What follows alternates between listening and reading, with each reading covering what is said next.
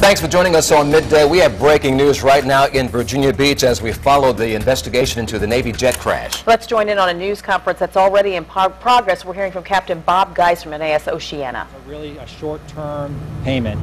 Each and every individual that has a loss in this accident have the ability to file a tort claim against the United States government. Those forms were also handed out on Saturday when they received the forms for the short-term assistance. So again, it's a two-step process. This step is the emergency short-term funds that are available to folks, and then there's the tort claim process where people will get paid for the losses that they have of their property. What will happen with the property? Are we at a point where we can say whether it will be rebuilt? Of course, there's always been efforts underway to try to reduce density around Oceana. Does this apartment complex get rebuilt, or do you just not rebuild it? Well, that's a decision that the city and the city is going to make based on really the amount of damage to the property. The Navy is responsible for ensuring that the area is reclaimed. Any of the damage that's been done to property, that we're going to take care of that as well, and the environment. We're going to make sure the environment is cleaned up as well from the aircraft mishap. So again, the decision to rebuild, that's going to be with the owners and the city. It's anything that has to do with density around Oceana is in a part of Virginia Beach City Code. From what you have heard, is the contamination at the site, does it make the property undevelopable from now on? I don't really have that information. I know that the air is being monitored, the soil is being sampled, the waterways are being dammed to make sure that no contamination gets into the waterways. All those steps were in place immediately after the event. As for the long term, the Navy is committed to cleaning up the area. As to the level of that'll be for engineers and environmental folks to take a look at. And I know that you have said that there was a catastrophic mechanical malfunction. Is there anything else you can tell us about how this happened? The investigation is ongoing. The investigation team is on site right now. They've got engineers that they've got, but that investigation is in work, in progress. And Commander Naval Air Force's Atlantic spokesman would be probably better people to talk about the long-term release of that information. We've been hearing about the conditions of the pilot and the student pilot.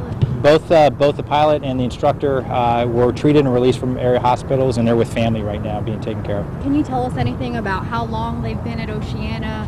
Well, the instructor is an instructor pilot. He's been at Oceana and VFA 106 for a period of time. And the student pilot is in a later part of the syllabus. As for how long, again, that's stuff for Airland to talk about. We've been hearing about the jet fuel and some of the carbon fibers. Can you talk about how toxic they are and what type of preparations you're taking at the site to protect people from this? Well, part of the process for doing the investigation is to make sure, again, and then the cleanup is basically going side by side.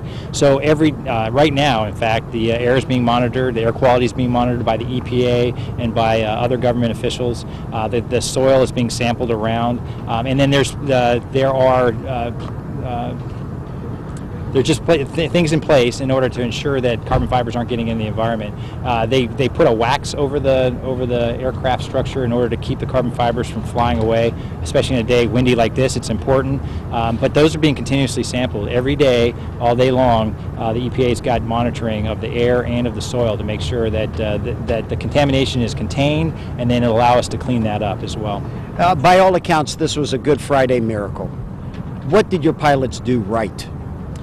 Well, again, the investigation is going to go into the whole process, but I can tell you, for flying for over close to 3,000 hours now, every time you do a brief before you go flying, you talk about the things that you're going to do in case something unfortunate happens or something that you don't plan. It's a part of every single brief before we go flying. I can tell you from what we've seen, they stayed with the aircraft as long as possible to ensure that they tried to recover the aircraft if they could, or tried to minimize the damage. If you look at really the miracle aspect of it, they stayed with the aircraft as long as they could to try and do the right thing, and I'll tell you that just warms your heart to think of not just what the pilots did, but the reaction of the people that lived in the area.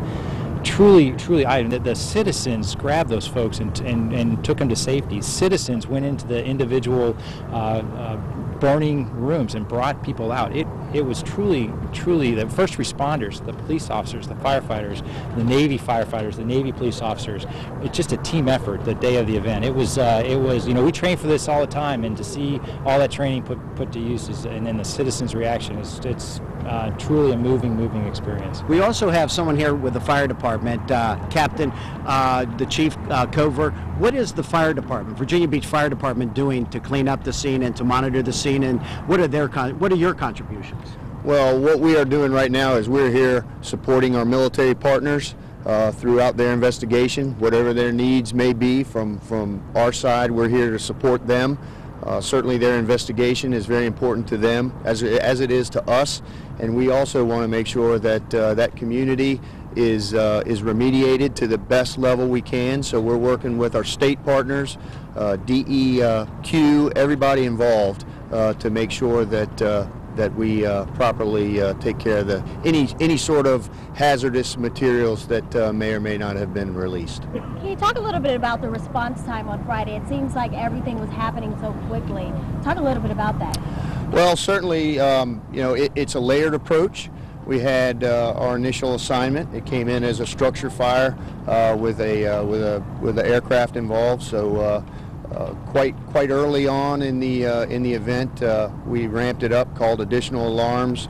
Our EMS and police partners were right on the ball with us as well. And as the captain said, it's an event that we have prepared for. It came together and came off really from a response standpoint. I couldn't have asked for a better response.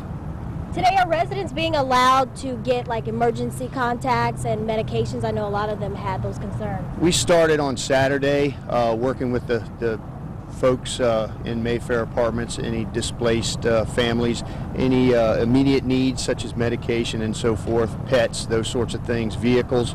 Our police partners have helped us tremendously with that. So we're trying to do the best we can to look at that human side of things now that the emergency is pretty much taken care of. So we'll continue to do that throughout the day and support our Navy partners here. And he brought up now that the emergency is out of the way, and I don't know if there have been any conversations with our federal leaders about what the ramifications for BRAC hearings are dealing with this situation. Have there been any conversations that you've had with federal leaders about that? I personally have not had any conversations about BRAC, and BRAC is a future event. Oceana has just done, and really the city of Virginia Beach and the city of Chesapeake have just done marvelous things to help reduce the infrastructure around the base. We've got a lot of open area that we protected in between Oceana and Fentress, that inter-facility traffic area. The city of Virginia Beach, the city of Chesapeake, and the Navy have partnered to reduce the footprint around Oceana. I think we're well positioned for any BRAC rounds to come in the future, but that's a political decision, and the Navy will deal with that when it comes. Okay, thank you very much. All right. Thank you. And that has been Captain Bob Geis, and he is the commanding officer at Oceana. He, and along with the fire chief, giving a detailed explanation as to exactly what's been going on with the cleanup and in the aftermath of what has happened. But that is the latest here, and Don, it was very far-reaching. A lot of issues that 10 on your side brought up. As we get through this, there will be questions raised about exactly how this happened, also questions about what happens with the future of Oceana because of this. But as you heard the captain say, that Oceana be well positioned to make the case that the master jet base should stay here, even in lieu of everything that has happened here. Guys, back to you. Most of them just left their homes with absolutely nothing. And we'll have more information about what exactly is going on, the rundown from top to bottom. Well, coming up at 12:30, and I think that's one of the big questions, Don, as to what happens to the property now. Do you rebuild it, or do you, like they were saying, that they're trying to reduce the density around the base? It's the question that I asked. You know, now that this has happened, do you not rebuild? Does insurance step in and make the owner of the property whole because of what has happened, but that you do not rebuild more units around this, which leads into the density question around Oceana. As for other people, you know, we're going to have a story coming up at 12:30.